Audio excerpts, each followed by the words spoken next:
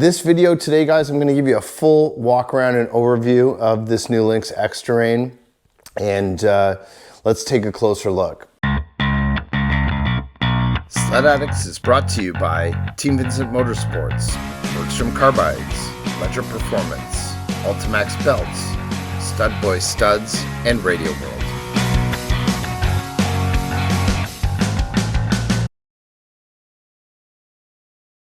Hey everyone, welcome back to the channel, and oh my goodness, feast your eyes on this absolute beauty. This is our second sled that's come in, and it's the 2025 Lynx Xterrain 900 Turbo R RE. This thing is absolutely stunning. I was really happy this year to find out that Lynx was going to be providing models now that weren't specifically red in color. That was one thing that always bugged me about Lynxes. I thought the whole idea of the sled was really cool. You know, they're really known to be this big bump sled from over in Sweden, and we have had a chance to put some miles on both 850s and 900s, but I just couldn't get past the red color. This year, they've decided to come out and offer two different colors. So you can get red, or you can get this beautiful black with kind of silver accents. And I'm really excited about this one. I think this is probably one of the nicest looking sleds I've seen yet. This is going to be totally new for us this year. I mean, I'm having to learn this sled. You know, from front to back, it's totally different, especially in the rear. And I'm really excited about this one. I think this is going to be a really awesome trail sled, and we've got some really big plans for it with our buddy Chris Ledger from Ledger Performance, who's going to help me get it set up to be hopefully the ideal trail monster that we know it can be. Man, this thing just looks so mean. The headlights on this thing really are quite unique in terms of, you know, it sort of looks like it has a face, just an angry face on it. Super cool looking sled.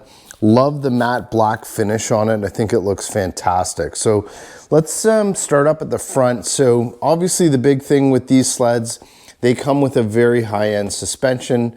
So these come with the KYB Pro 46s. So again, these shocks have the high and low speed compression adjustments as well as dampening. Definitely more complicated shock, and I actually put these on the backcountry as well this year.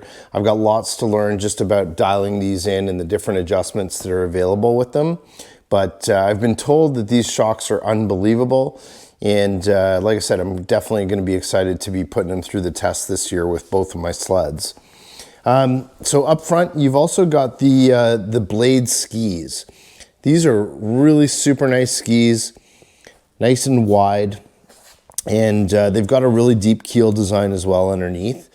Super nice ski, and I have ridden, like I said, a couple of different Lynxes with those skis, and they worked awesome. I remember the handling being great, and they had really good bite. But one thing that I loved about the Lynx was that it didn't feel like it had a ton of steering pressure. So it's pretty cool. So I've got it set up already. Put my glove box extension actually on today, and it comes with the low windshield on it, and I've got some plans. I'm going to matte black that out as well as the hand guards here, but got the glove box extension with my Garmin mount, so I can swap my Garmin from the backcountry over to the Lynx pretty easily, which is great. So that's always, you know, something that we pretty much add as an accessory to all of our sleds, and I was happy to know that it actually fit on the Lynx as well.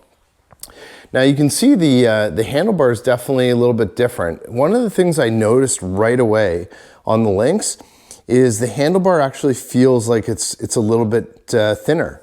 So it doesn't feel as thick as the bars on the skidoos, and I quite like that. These ones also come with kind of a bit of a knurled design for the handlebar grips, which I also really like. And in fact, that was one of the upgrades I've done this year again on my backcountry, and I put the Skidoo Deep Pro grips on. So I like the fact that it comes with these already, but definitely when you wrap your hand around these, it feels a little bit thinner compared to the Skidoos. So pretty cool. Now, obviously, you know, we've got the big 10.25-inch display on this sled, which we're huge fans of. It looks awesome. They've got the nice kind of feature intro here for Lynx, which is pretty cool. So I'm looking forward to kind of messing around with this as well and getting it all set up. I was just playing around with BRP Go again today, just trying to get my phone dialed in and connected to the sled. So still got a little bit more work to do there, but all the standard features that you'd expect on your 10.25-inch display now come on the Lynx Xterrain 900 as well. So one of the things I'm not 100% certain about yet is this handlebar setup. So this grab bar actually to me is in the way, so I'm not going to be able to see perfectly for my GPS or the screen. So I'm probably going to end up removing this just because I really don't see the purpose of it, especially for trail riding. But what you're going to have to do is actually buy two new pieces here that actually clamp the handlebar down, because this is sort of a one-piece design, the way that these connect in. So I'm gonna probably end up removing that. I've actually got the Lynx handlebar pad as well, so I'm gonna end up probably adding that at some point as well. Standard handlebar riser, no different there. Same one that comes on most of the skidoos. It's not the far riser, obviously, it's just kind of their standard handlebar riser. I'm okay with it for now. I've kind of been debating maybe to put far riser on as well, since this is going to primarily be the trail sled, so we'll see what happens. We, as in all our sleds, we've installed E-Link on here, so obviously that's available as well. And again, that just does the integration with your heated visor cord to make it really easy and just have one cord to plug in for your electric visor, which is great. Added my custom Sledaddicz gas cap. I've had that for years, so just keep moving it from sort of sled to sled. But yeah, this is a really, really beautiful sled. I actually really love the color. And what I was kind of fiddling around with, because again, it's kind of all new to me, this panel access is actually a little bit different compared to the skidoos and the way that this opens. And Cam was showing me this the other night, where there's a little tab under here, and you need to actually just make sure that you push that in order to get it open. So let's see if I can do this with one hand. There we go. And that's kind of how it clips in down there. There's two different clips, and then there's this clip here that has to go back into place in order to get it back on. Pretty easy, actually. You just got to do it a couple of times and then get the hang of it. Some nice venting along the side here as well, just to get airflow through. Obviously comes with the LED lights, high beams and low beams. And what's also really cool is this actually comes with an integrated LED in here. And so that was new. Definitely love the look of this when it lights up and you turn it on. It's a pretty neat looking sled. So just coming back again, so obviously this is on the Radian 2 chassis. It's got a nice firm butt seat here. It's a short seat and really sort of like typical for those Lynxes is how narrow the front is here. And I actually quite like that. It feels more like a motocross bike with kind of this narrow front end here. So I really like the design and kind of the seating position of it. It's been really comfortable. And obviously we've got kind of a nice platform here where I've already designed some knee pads for the Xterrain that are gonna sit right in this space here. So I just fabbed those up this weekend, and we're gonna hopefully get those off to our manufacturer to get them designed for these sleds. So on the rear, again, with all of our sleds, we put on the link bracket right onto the battery compartment, and that allows you to put, you know, some of the different link accessories. So I actually fitted it already because I was curious to see what would fit with this seat. I tried my combo bag, so I've got the narrow combo bag, which fits really nicely on the back perfectly, no issues there. And it will also take the 11-liter trail seat bag, so that's great. You got your rad protector that comes standard on all the 4 strokes, so that's great. And I'm just working on some custom link plates that I'm going to add here as well. Those have been good for us, the Lynx shim kits that we design and sell. I've got a carbon fiber set to match the sled, which are on the way from Sean over at Team Chaos, and should be pretty sweet.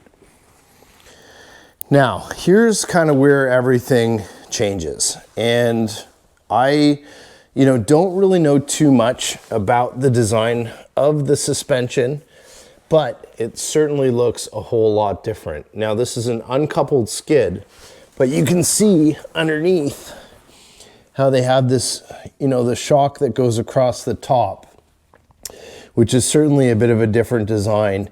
There's also no springs that we're used to on the traditional skidoos in the R-Motion setup. So there's no actual, rear springs that help with some of the compression and stuff in the back.